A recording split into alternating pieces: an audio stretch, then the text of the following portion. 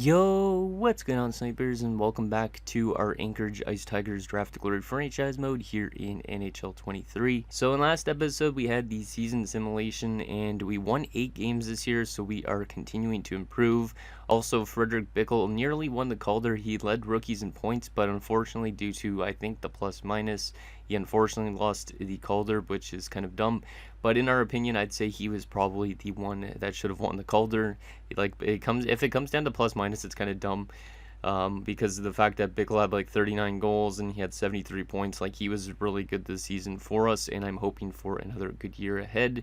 We are up here in the offseason, obviously looking to add some more good pieces in the draft. We did win the draft lottery also in last episode, which is good. So we do have the first overall pick for the second straight season, and more than likely we are going to be going with Mr. Avery Parrott as our first pick.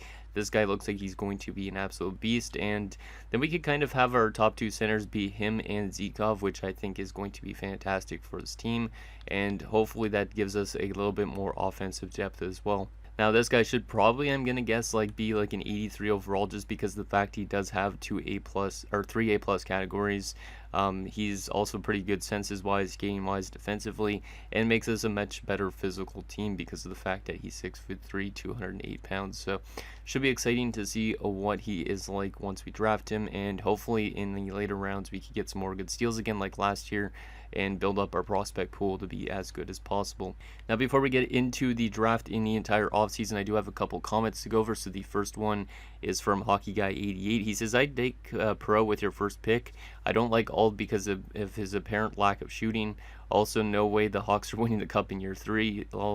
Even if they hopefully get Bedard or Michkov in 2023, we are still lacking quality defensive prospects, which is true. So it's kind of weird that Chicago won the Stanley Cup in this franchise mode in year 3 only, but pretty unrealistic. And if you guys are wondering where my Chicago Blackhawks series is, that's going to be starting officially tomorrow on Tuesday, just because of the fact I want to go back to the schedule being Draft Glory on Monday and on Thursday, and Chicago on Tuesday and Fridays. So basically that's what the schedule is going to be like for this franchise mode and all that type of thing. So anyways, that was that comment. The next comment is from Zach. He says, you should get an A+ teaching coach to help with your development. That's definitely something we could look at. I don't know when our current coach's contract ends. I think I gave him one last offseason, right? Oh, I gave him a 4-year extension, so maybe we could look in the next few off seasons. I don't know about this offseason in particular, but eventually we will find a coach with some better teaching. This guy, doesn't have the best teaching. He's only a C-. Maybe we actually find one this offseason. We could always look and see if there's any out there that are cheap, and maybe that changing the coaching staff will also help this team develop a lot faster. The next comment is from Alien Pete. He says, Parrott is our guy. Hopefully next year we could draft a D-man with our first pick, which I agree with. This first few drafts in this franchise mode have been really offensive heavy.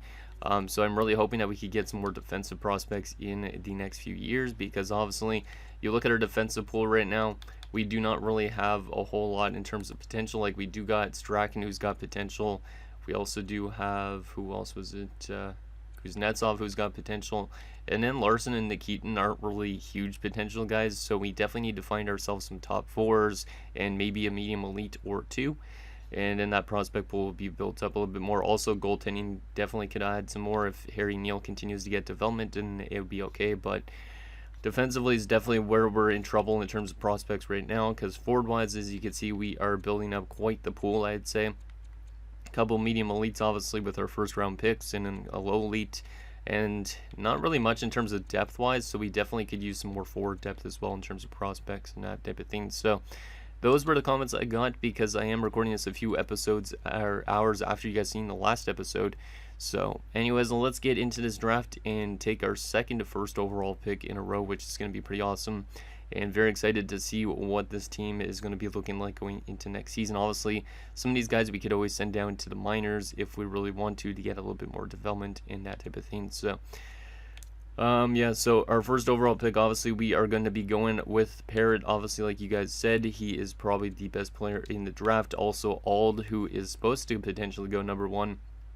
He kind of has a weakness in terms of shooting, and he's probably nowhere near as good. I wouldn't really want a left wing / right wing playmaker at number one. A center power forward makes a lot more sense. And then Michael Mies is like a real player and all that type of thing. So I'm definitely going to go with the guy from Hungary, I think that is. And he was playing with HC Victovis, which means he could even play in the AHL if he wasn't even NHL ready. But this guy's going to probably be like an 83, 84, my guess. So welcome aboard, Avery Perrott, or Perot, I won't know. I think it's Parrott, because I remember there was a guy on like Toronto with the last name Parrott. So let's see what good he is. He is an 81 only, so it's a little bit lower than I expected. I thought he was going to be like an 83, but I mean, he's got X factors and all that type of thing, so I'm very excited to see what this guy's like. 81 overall. Good offense, good defense as well. Really good shooting categories. His faceoffs aren't the best, but I mean, that could improve definitely through time. Pretty much all around a really solid player. Like, those physical attributes are obviously really good since he's a power forward. And he's got bouncer as his zone ability, so he's really good around the net, which is good for a potential power play unit, just so he could be like the big man in front of the net. He's also got big tipper, so he's good in front of the net and that type of thing as well. He's got skilled up as a superstar ability. That's actually pretty sick. That's the first player I've ever drafted with a new zone ability, or new X factor, I should say. So he could do lacrosse moves apparently, so if we see him do ever a lacrosse move in game, I'd lose my shit, but I don't think that's going to happen. He's also got great puck battling, so very interesting player there in Avery Perrott. We'll see how good he ends up being in his first season. I might end up pre-recording the next episode after this, depending on if I feel like I really want to see what happens or not.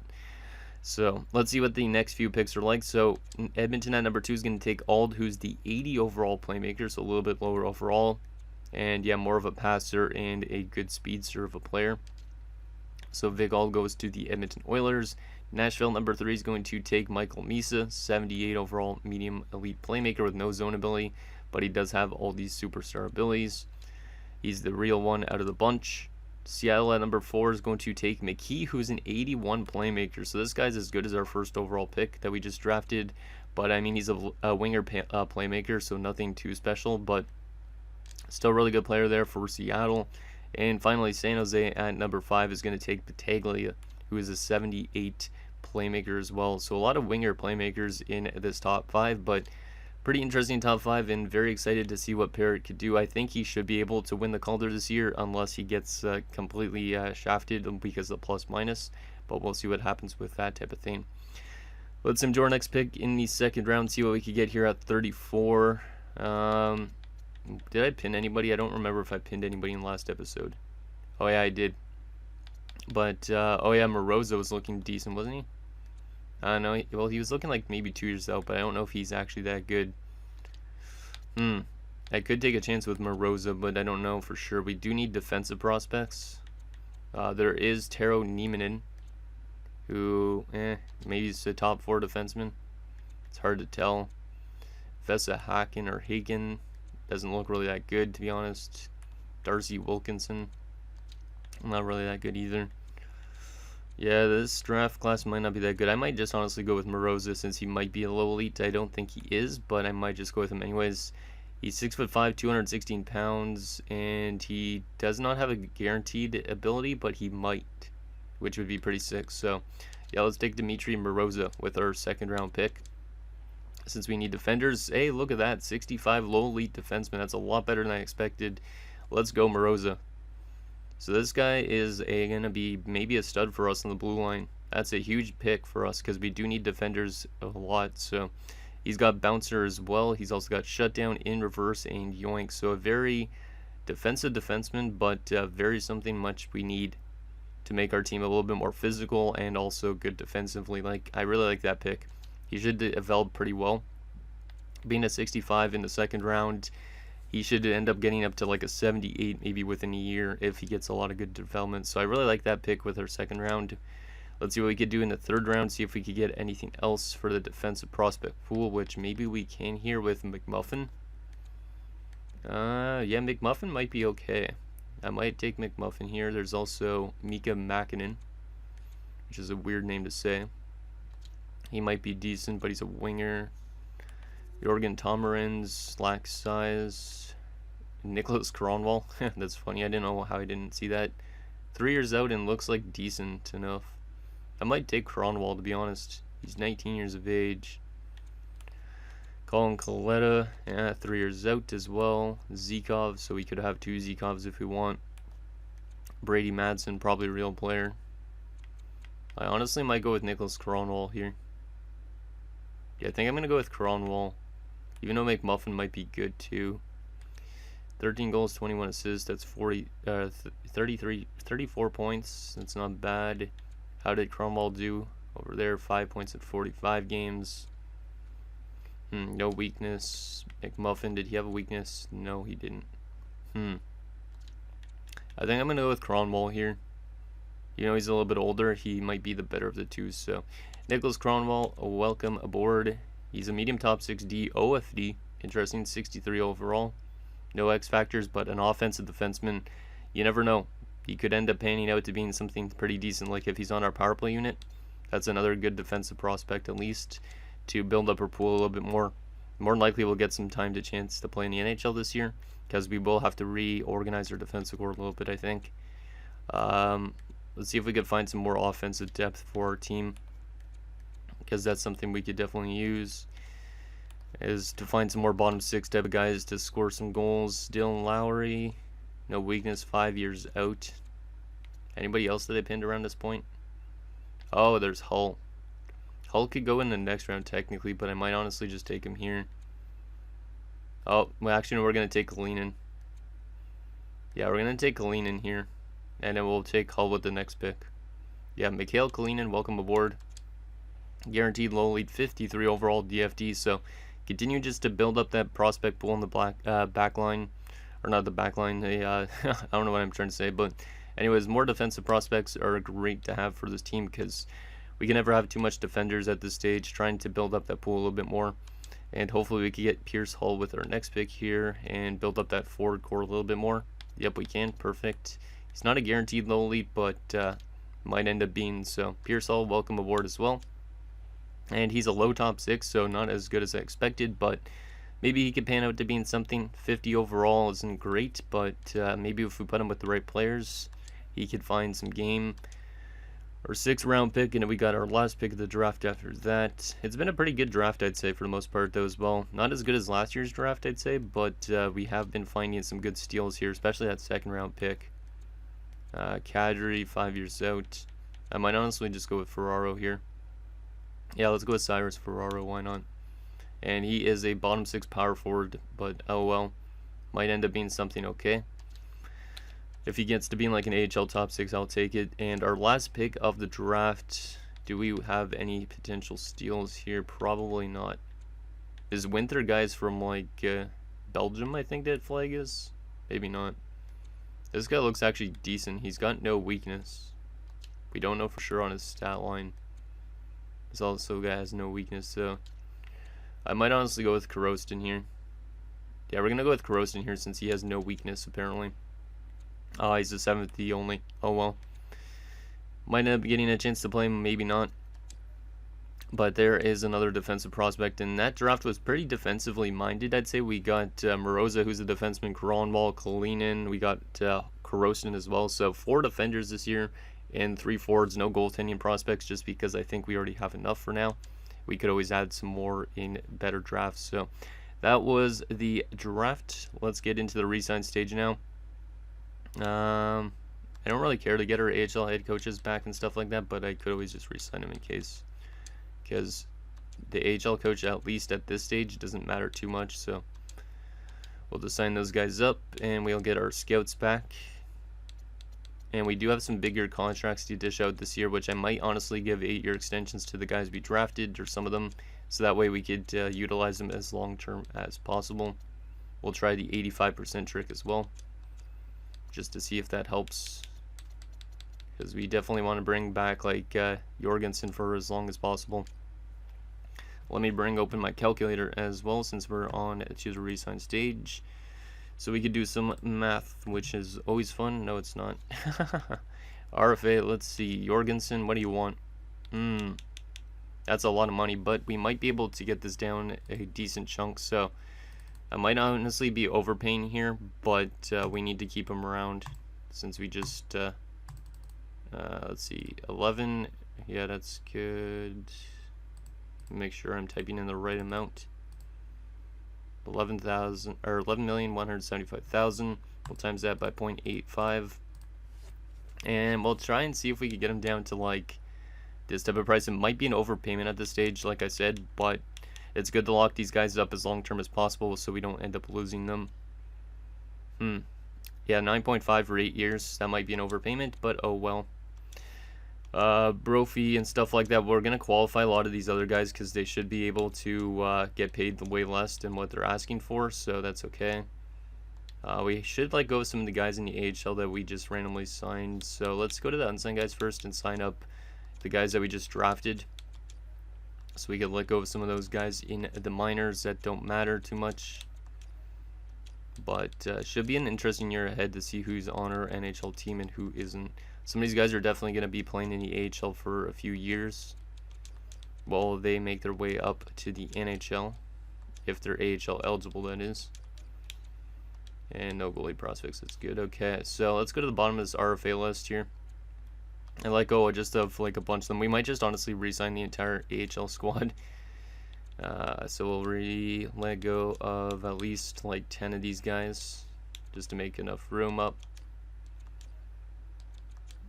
A couple more just in case some of them might end up coming back, and then we'll qualify probably all the rest of these RFAs since they're just AHL players.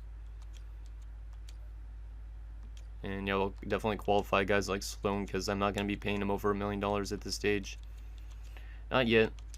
Eventually, if they earn it, they will get it. But right now, a lot of those guys are just asking for too much money.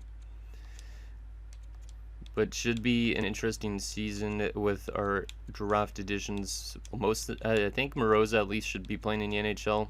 Probably same with Cronwall, and then also definitely our first overall pick in Perot or Parrot. Why do I keep on saying Perot? I have no idea. Maybe it's because I made Buffalo in my custom roster in my 1979 80 build recently. We'll qualify all these guys. Jeez, we have so much RFAs. There you go. That should be all of them, I think. Let me just double check on that. Make sure I didn't reject anybody or let go of anybody. Okay, good. Klesla. Yeah, we're going to qualify you because you're trying to ask for too much money. We are going to let go of pretty much every one of these AHL goalies, I think. Yeah, I think so. Yeah, just because we would have too much goalies in the system probably. Let's qualify a couple other ones of these. Carlson's going to get signed up. That's good. And we will probably sign these guys as our cap whales. So the 1 year 19.34. Same with Eder. That should be good. And yeah, we should advance today and see how much cap space we have still left. But yeah, Jorgensen's contract might end up proving to be bad to give him an 8-year extension out of the gate. But I think it's important to get those guys that are like key pieces of this build-up to be signed for long term. I don't know why Bush rejected. That's a bit weird. Let's retry this again. Yeah, we'll see if we can. Those guys are all qualified, which is good. Oh, maybe it's because we have too much contracts if we bring them back. We'll see what he actually says because I didn't read it. Oh. Oh, that's interesting. The league only allows one maximum salary player per team. Is that new?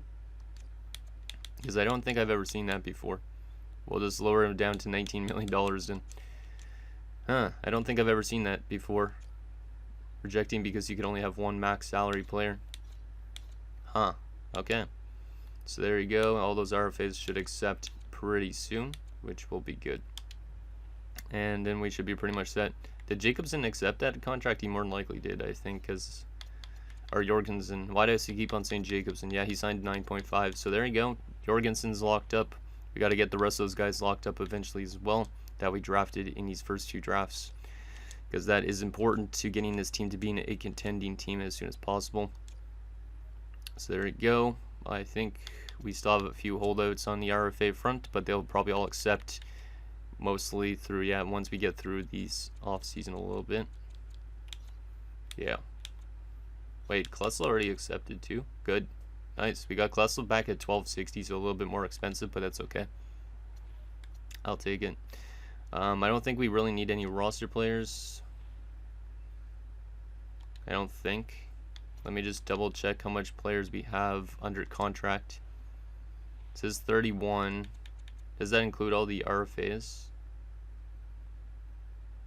Because if not, then we have 2, 4, 6, 8, 10, 12, 14, 16, no 15. 15 and 2 goalies. I think we should be fine in terms of signing players in.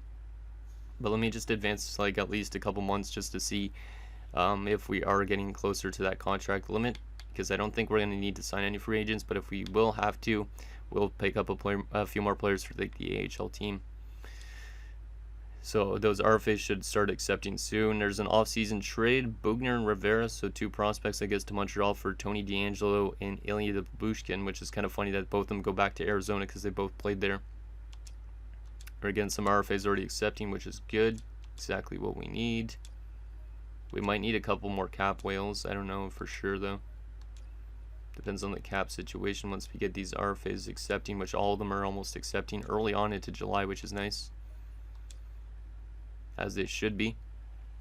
Anybody still holding out of curiosity? We are at 48 out of 50 contracts, and everybody is signed. Perfect. We do not need to sign anybody for this team's roster. We are ready to go, which is great. So let's continue simulating up to next season and get our lines set up. This might be a little bit actually of a shorter episode. Well, actually maybe around the same length as prior episodes, but I'm excited to see what this team's looking like going into next season with our top 2 centers being Zikov and with Parrott. So let's see what we got here. Let's go to roster moves first. Actually, I don't want to go to edit lines, goddamn. I'm still used to the controls being the way they used to be. Let's call up the best overall players down there. So Cronwall that we've drafted. We drafted Grattan, we drafted Cox. Let's call those guys up and send down players that shouldn't be up here, like Lipinskis, I think. Yeah, I never drafted this guy. He's going down. Tuomala's going down as well. And we'll send those guys down for now. Actually, I need to send down Plato as well. And we'll go back to in the system. We'll call up Voutilainen for now. We'll call up, who else did I draft? Little for now. Schultz for now. Go back to the NHL team. We will send down Barchi. We'll send down Dobmeyer and Wold. And then we'll go back into the system again. And we will call up a couple more players. Setting up this roster is always fun for the season. Strachan, Voinov. Yeah, Voinov. I didn't draft Bush. I did draft Kalinin, but I don't think he's going to have a roster spot, so he's going to play in the AHL. Same with Croson. A lot of those other guys are too low probably to get a chance to play in the NHL, so I'm going to guess at least. So Naf and Beery, you guys could go down. And I think that's it, right? Yep, that's it, I think. So let's go to edit lines here, go best NHL lines, and then we'll go to the edit lines screen here. So it's putting Jorgensen as a second line center, which is interesting, but he's not going to do that. We're going to put Parrott as the top line center, better chemistry, or do I go Zikov top line since he's better overall wise? Let's see what we could do here. Villette needs to go up into the top 6. Yeah, maybe we'll go with Zikov still on the top line because of overall rating. Cox instead of Sloan. Brophy's a bottom 6. Same with Dina Cola. Who's scratched at the moment? Strachan, Little, and Schultz, all defenders. Strachan should be playing for sure over Voutilainen, based on potential at least.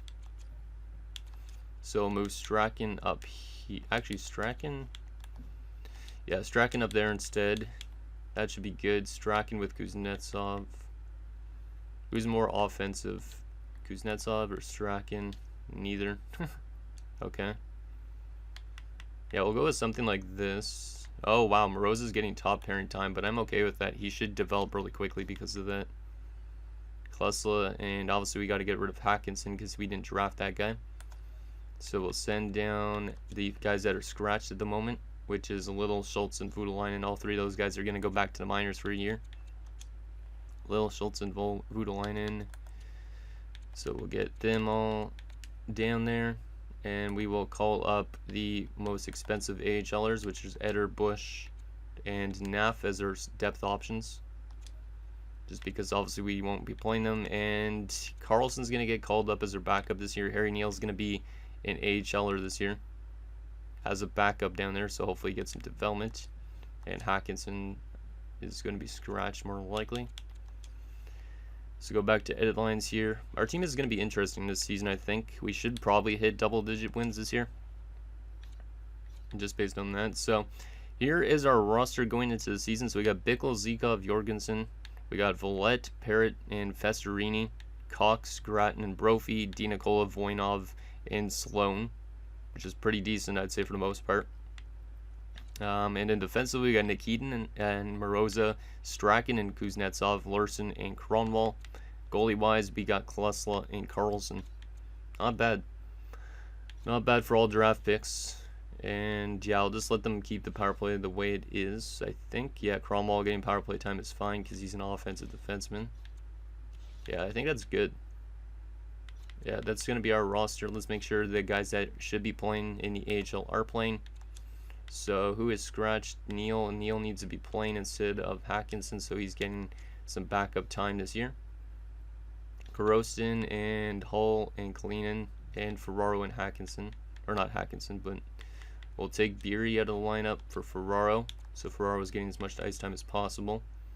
Korostin, Hull's a forward, so we'll take out Wold for Hull. Want to get the young prospects top line time if possible. And then Koronin, or not Koronin, what the heck am I saying? Kalinin and Korostin. Goddamn Koronin. That's funny. Kalinin and Korostin, and then we got the rest of it set up, I think. So we'll take out the best players down there. Kalinin and Korostin. We don't have any right defensemen down there in the AHL. Interesting.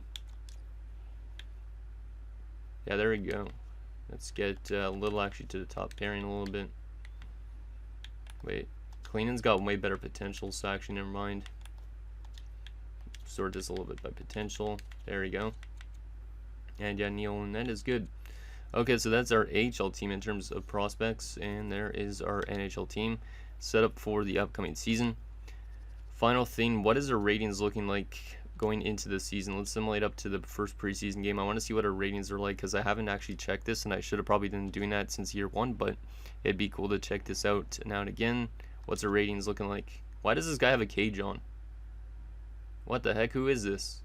Since when did a player have a cage on? I don't think he's going to wear a cage in game, but if he does, that's pretty sick.